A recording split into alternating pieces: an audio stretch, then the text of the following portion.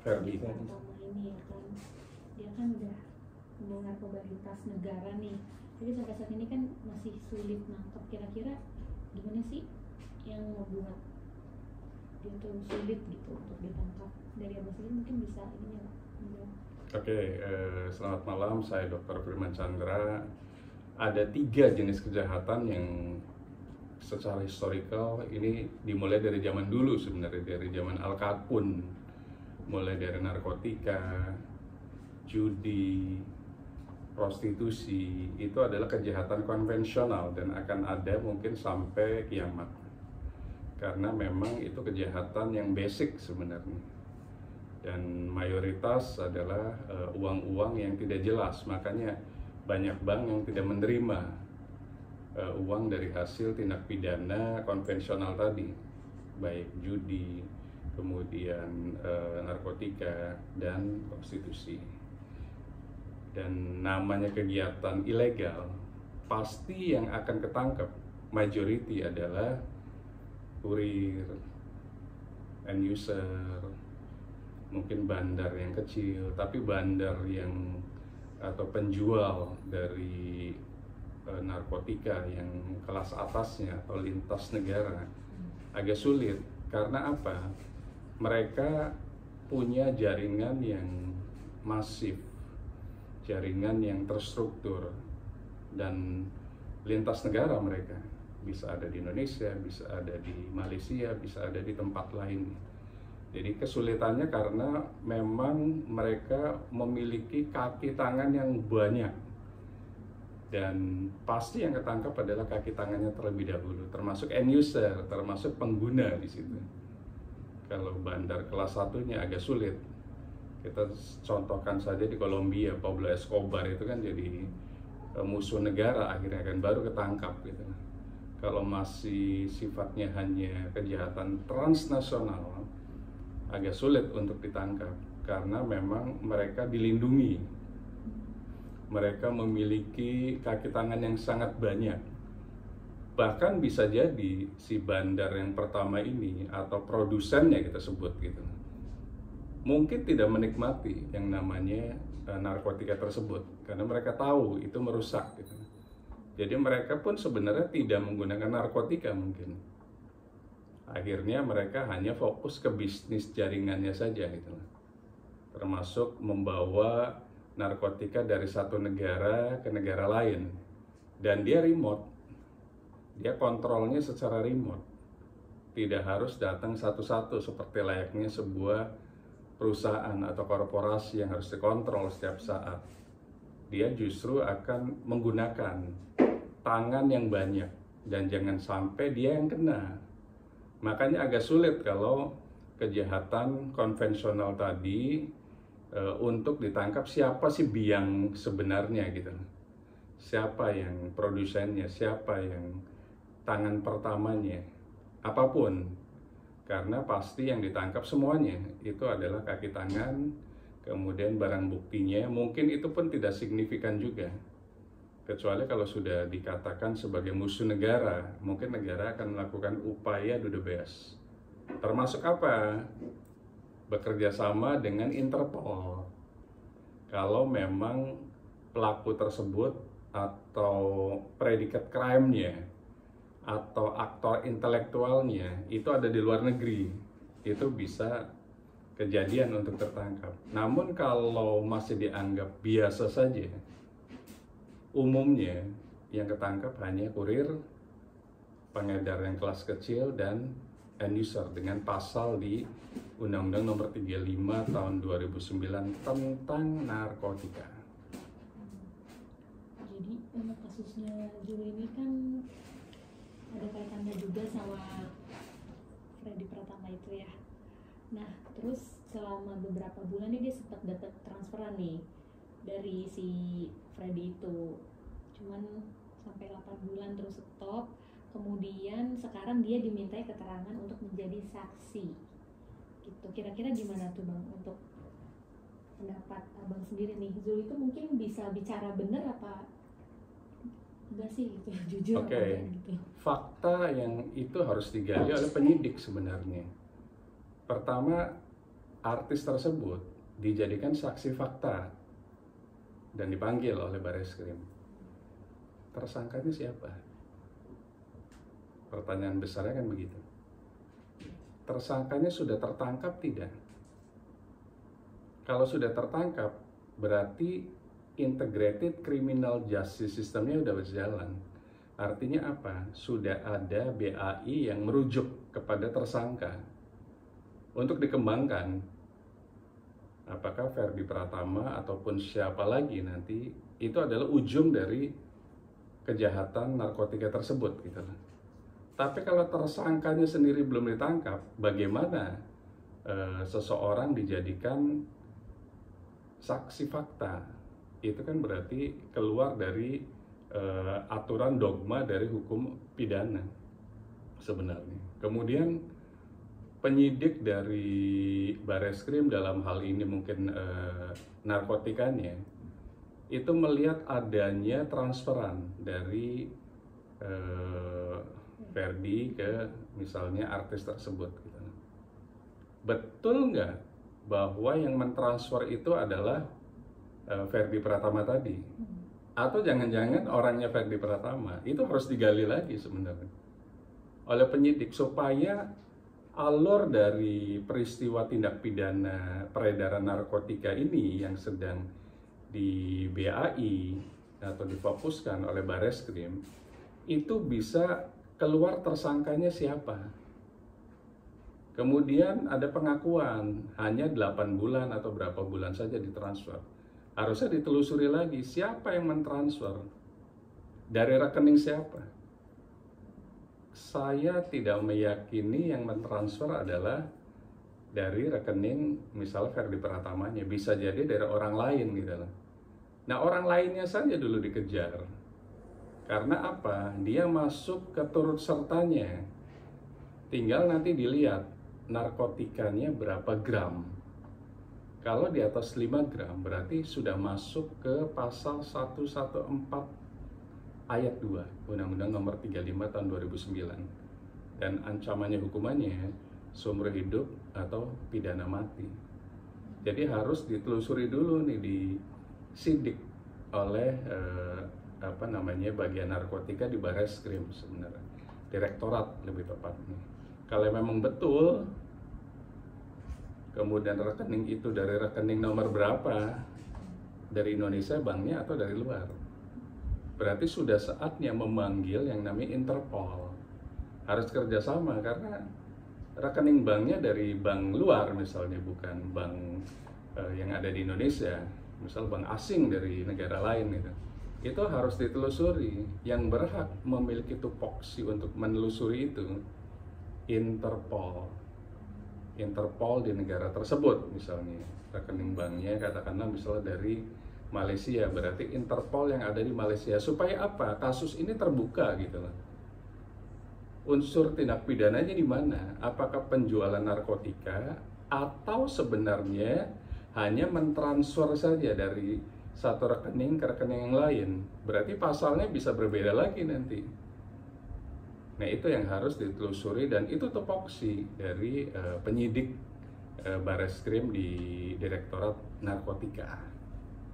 Tapi pengakuan dari Zumi sendiri tadi ya, katanya memang dia terima langsung dari Ferdi, cuman dia nggak ngasih keterangan itu rekeningnya dari mana, atas nama siapa gitu. Cuman dia kasih keterangan itu waktu itu memang komunikasinya lewat BlackBerry gitu, BBM zaman BlackBerry dulu. Iya, artinya apa?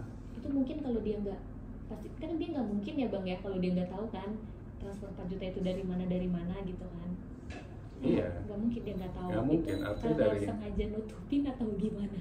Nah, kalau sengaja nutupin atau mungkin alasannya nggak tahu, tupoksi dari penyidik lah yang harus bisa memaksa gitu, memiliki unsur paksa untuk bisa mencari tahu, misalnya alat bukti selain pengakuan atau mungkin pembantahan, dibantah oleh saksi tersebut, kan bisa dilihat dari mana rekening korannya, print out dari rekening korannya, print out dari tabungannya, kan ketahuan nomor rekening mana asalnya gitu lah. Kemudian diterima oleh rekening penerima, rekening penerimanya bank yang ada di Indonesia, rekening asalnya dari bank mana, dan dari negara mana, kan ketahuan dari situ sebenarnya. Nah disitulah polisi dalam hal ini harus jeli, harus bisa mencari alat bukti yang bukan hanya pengakuan atau bantahan saja, tapi alat bukti dokumen lainnya yang kita sebut rekening tadi gitu kan. Tinggal ditanyakan kalau memang benar dapat, kalau pengakuannya dari Ferdi, nomor rekeningnya kan ketahuan di situ di rekening koran. Kemudian betul nggak dari Ferdi atau dari orang suruhannya Ferdi, kan sebenarnya bisa digali dari situ. Kalau memang ada, ya berarti ada kesesuaian fakta. Nah itu yang paling penting. Tugas siapa? Balik lagi tugas dari penyidik Direktorat Narkotika Bareskrim. Nah itu dia bang, masalahnya nggak ngomong si Zula ini. Mungkin entah itu dia keep sendiri, nggak mau diomongin ke publik atau gimana, apa memang dia karena bagian dari kelompoknya di si Ferdi ini nih mendapat ancaman buat tiap-tiap anak buahnya buat nggak boleh buka suara terlalu jauh, kira-kira apa gimana tuh? Sebenarnya bisa jadi ke media tidak bercerita, tapi di BAI berita acara investigasi atau klarifikasi atau wawancara mungkin cerita. Kan tidak selalu BAI itu diceritakan semuanya kan, substansi dari BAI tadi di depan penyidik gitu. Bisa jadi diceritakan di sana tapi ke media tidak diceritakan. Tapi intinya kalau tidak diceritakan, hak dari penyidik untuk memaksa, untuk mencari alat bukti lain yang berkesesuaian fakta, mulai dari tadi rekening koran, kemudian print out tabungan, dan lain-lain. Ketahuan kok nanti dari sana. Masa penerimanya ketahuan, pemberi pentransfer rekeningnya nggak ketahuan, kan nggak mungkin gitu loh. Meskipun dikirimkan katakanlah bukan lewat bank, tapi misalnya lewat jalur lain kayak misalnya Western Union misalnya, kan ketahuan juga diambil oleh siapa, pengirimnya siapa, dari sana kan ketahuan. Nggak mungkin alur itu tidak ada di perbankan, pasti ada. Tinggal saksi fakta ini bercerita jujur ke media, ke netizen, ke masyarakatnya. Tapi saya meyakini bercerita jujur ke penyidik, karena bagaimanapun penyidik punya unsur untuk memaksa di situ agar mengaku gitu. Berdasarkan apa nanti alat bukti tadi, alat bukti dokumen transfer tadi atau apa namanya Western Union atau sistem perbankan lainnya gitu lah, atau MT103 atau apalah gitu. Penyidiklah yang punya hak untuk melakukan penyidikan dan pertanyaan-pertanyaan yang mendetail supaya apa namanya status dari saksi ini, apakah tetap jadi saksi atau bisa jadi nanti dikembangkan. Kan nggak mau masa untuk kasus satu ada tambahan kasus lainnya gitu loh, padahal sekarang lagi dijalani. Apakah mau selamanya di dalam sel? Kan pasti nggak mau. Dia akan cerita juga bahwa saya mendapatkan ini dari siapa, dari negara mana, namanya siapa, pasti ada itu. Yakini, polisi kita profesional. Jadi bang, si Jul ini kan dijadiin saksi nih, itu sebenarnya semata-mata karena untuk menggali aja atau memang secara hukum ya, untuk menggali aja apa memang nanti bakal dijadiin tersangka atau hukumannya bakal lebih berat gitu? BAI itu adalah sebuah klarifikasi, sebuah wawancara, sebuah berita acara investigasi. Hak dari penyidik, hak prerogatif. Apakah seorang saksi hanya sekedar saksi saja? Atau bisa jadi dia akan menjadi tersangka untuk kasus baru gitu. Jadi apa namanya, saksi tersebut harus kooperatif, bukan hanya dipanggil mau tapi bercerita jujur gitu. Kan tidak mungkin dia lagi menjalani ada kasus baru akhirnya kena lagi. Jadi selamanya di sel, selamanya di dalam lapas atau di dalam rutan gitu. Saya meyakini mungkin sudah cerita. Nah, kenapa? Karena untuk menggali.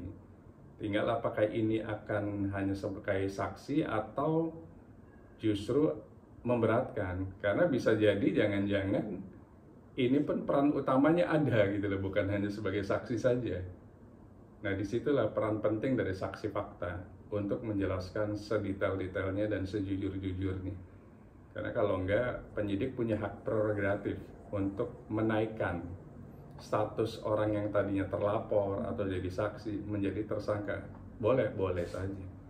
Itu hak yang diberikan oleh negara kepada penyidik di pidana narkotika ini. Apa kira-kira Bang yang bisa, alasan yang bisa memberatkan dia jadi saksi nanti tiba-tiba berubah jadi tersangka? Mungkin dari pengakuannya atau seperti apa, apabila dia mengakui bahwa dia memang bagian kelompok dari si Ferdi ini atau gimana? Karena sih dia ngaku dia memang kaki tangannya gitu waktu di Sumatera, cuman berjalan sampai 7 bulan setelah dia masuk di situ putus hubungan, putus transferan juga gitu. Terus dia juga setelah itu udah nggak tahu lagi katanya kabarnya gimana gitu. Iya, penyidik lah yang akan menentukan sebenarnya, karena ini hak. Makanya kami sebagai aparat penegak hukum juga sebagai advokat gitu, masih meyakini bahwa penyidik di Barreskrim dalam hal ini Direktorat Narkotika itu sangat profesional lah. Dan dia akan mencari apakah memang cukup hanya sebagai saksi saja atau menaikkan, karena apa? Kurang kooperatif misalnya gitu lah, kan bisa jadi kan dijadikan tersangka baru misalnya gitu lah. Tinggal nanti digali lagi persesuaian faktanya gitu lah, antara dokumen tadi, dokumen printout misalnya rekening koran, printout buku tabungan dan lain-lain gitu lah. Kalau memang ternyata dugaannya ini predikat crime juga kan bisa jadi menjadi tersangka lagi gitu. Nah, tinggal dari saksi fakta ini dia mau ke sana atau hanya sekedar saksi. Kalau sekedar saksi berarti harus menjelaskan sedetail-detailnya peran dari tersangka atau calon tersangka tersebut gitu loh. Jangan sampai akhirnya kena ke dia semuanya gitu. Dan saya meyakini akan berupaya tuh saksi tersebut untuk menghindari supaya menjadi tersangka baru di kasus yang baru ini juga. Misalnya Bang, taruhlah ya, contoh nih, kita ambil dia memang sudah jadi tersangka nih, sudah digali semuanya ya, itu gimana untuk vonisnya? Mungkin ada beberapa kasus tindak pidana pada saat lagi menjalani hukuman, kemudian menjadi tersangka baru. Pilihannya dua, menunggu, kan ini kan proses menjadi tersangka itu kan masih di kepolisian. Tahap berikutnya apa? Tahap berikutnya adalah ke kejaksaan, berarti tahap 2. Kalau Mabes Polri berarti Kejaksaan Agung. Itu kan berproses, ada waktu kan, waktu ditahan, kemudian perpanjangan penahanan dan lain-lain. Kemudian baru ada P21 yang namanya persidangan. Persidangan kan butuh proses juga, nggak sehari 2 hari kan.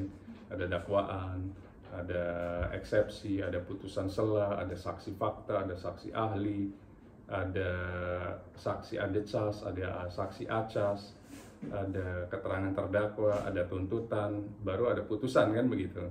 Kemudian kalau banding berarti ke pengadilan tinggi, nggak puas lagi ke kasasi, nggak puas lagi PK. Jadi butuh waktu juga kalaupun seseorang tersangka atau mungkin terpidana yang lagi menjalani hukuman menjadi tersangka baru, prosesnya tetap akan dijalani. Jadi nanti dia sidang pun dilakukan, kalau memang online berarti dia masih di dalam lapas atau dibawa ke pengadilan untuk dijadikan terdakwa kalau sudah dibacakan dakwaan.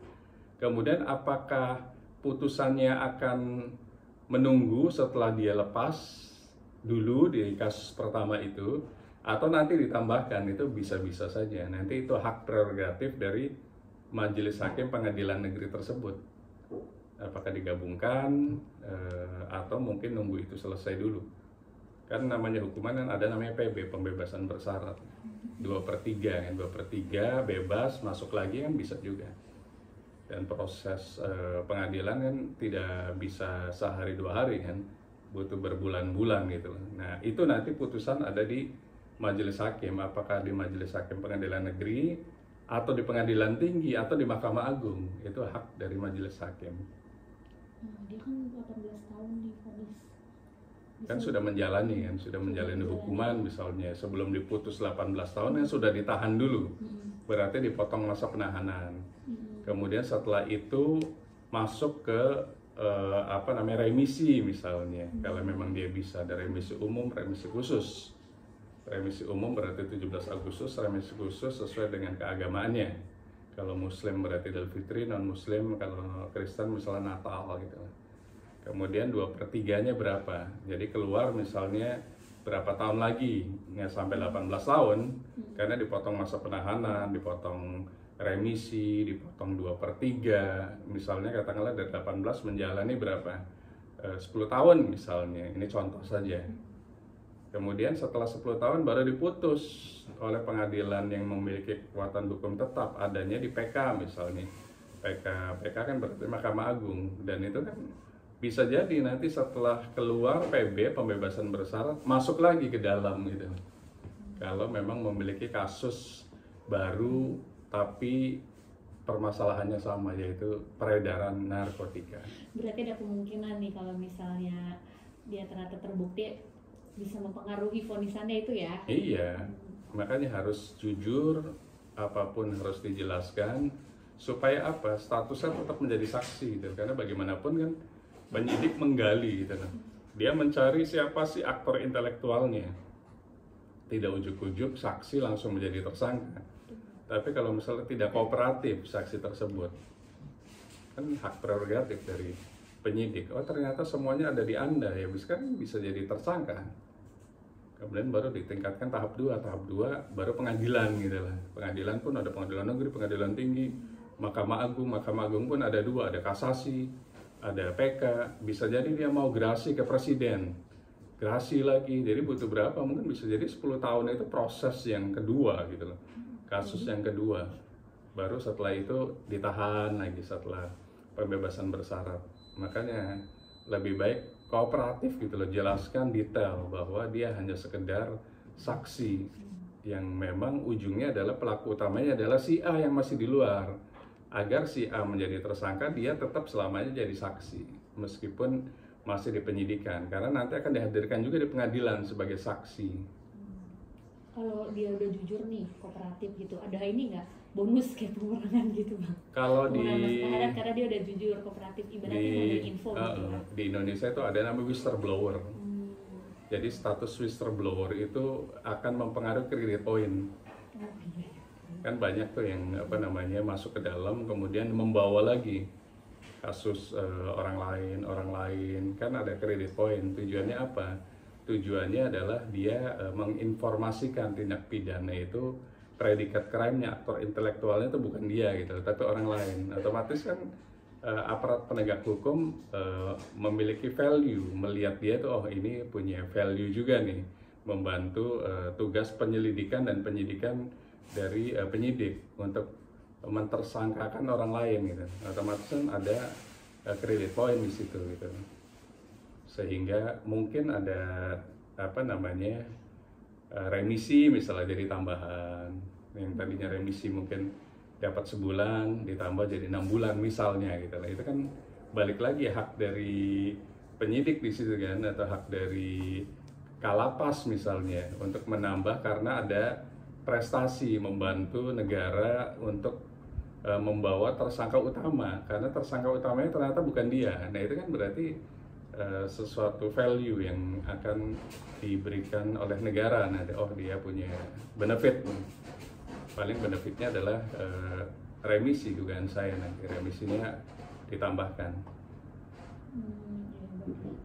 Berarti terus untuk kasusnya itu bang, tadi mau nanya, yang tadi Steve Emmanuel gitu, itu kan dia vonisannya mati, akhirnya bisa nego gitu. Tidak ada kalimat nego dalam nego, bang, apa namanya, bahasanya apa sih? Dalam sebuah tindak pidana, ini kita fokus di ini ya, nomor 35 tahun 2009 ya. Karena tindak pidana kan ada pembunuhan 340 KUHP kan, ada judi 303, ada pencemaran nama baik dan lain-lain. Kita fokus di Undang-Undang Narkotika saja nomor 35 tahun 2009. Di pasal yang paling berat itu adalah pasal 114 sebenarnya ayat 2. Karena barang siapa yang menguasai, barang siapa yang mengedarkan, barang siapa yang menjual belikan zat-zat yang dilarang, dalam hal ini narkotika atau psikotropika, akan diancam hukuman seumur hidup atau pidana mati dan maksimal 20 tahun. Kira-kira begitu. Nah, tinggal nanti putusan yang diputus oleh majelis hakim berapa gitu. Apakah seumur hidup, apakah pidana mati, atau angka kan berarti tahun gitu lah. Nah, tinggal yang dilihat pertama adalah tuntutan dari jaksa penuntut umum. Kan berbeda tuntutannya. Kalau yang sekarang mungkin yang lagi diproses penyanyi ini, itu tuntutannya kan seumur hidup. Nah, pertanyaannya kenapa majelis hakim memberikan jauh gitu loh. Verdi Sambo saja kalau kita kaitkan, itu kan sama, tuntutannya seumur hidup. Malah diputusnya melampaui putusan atau tuntutan dari jaksa penuntut umum, pidana mati. Kemudian dikoreksi oleh Mahkamah Agung menjadi seumur hidup sesuai dengan tuntutan. Nah, ini tuntutannya seumur hidup, tapi diputusnya angka. Ini kan luar biasa gitu. Kenapa nggak disamain, misalnya seumur hidup ya seumur hidup juga gitu, atau melampaui itu di atas yang namanya pidana mati. Pidana mati berarti ditembak nanti oleh regu tembak. Kenapa putusan dari majelis hakim itu adalah angka? Ini yang kami sebagai advokat sangat menyayangkan gitu lah. Apalagi narkotika itu merusak generasi bangsa kita. Kenapa yang sudah terbukti dalam fakta persidangan, kemudian JPU menuntut seumur hidup, kenapa tidak diamini oleh majelis hakim gitu?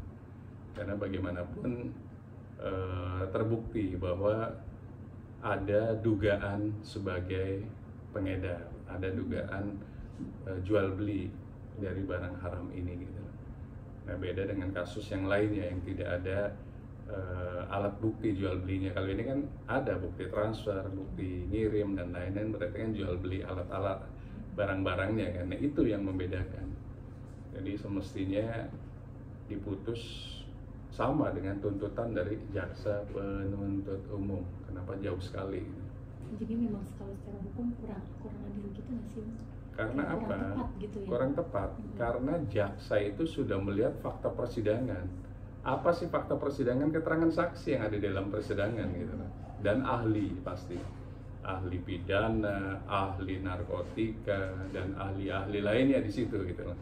Makanya JPU yakin bahwa ini salah. Makanya dituntut seumur hidup. Kenapa majelis memberikan putusan cuma 18 tahun?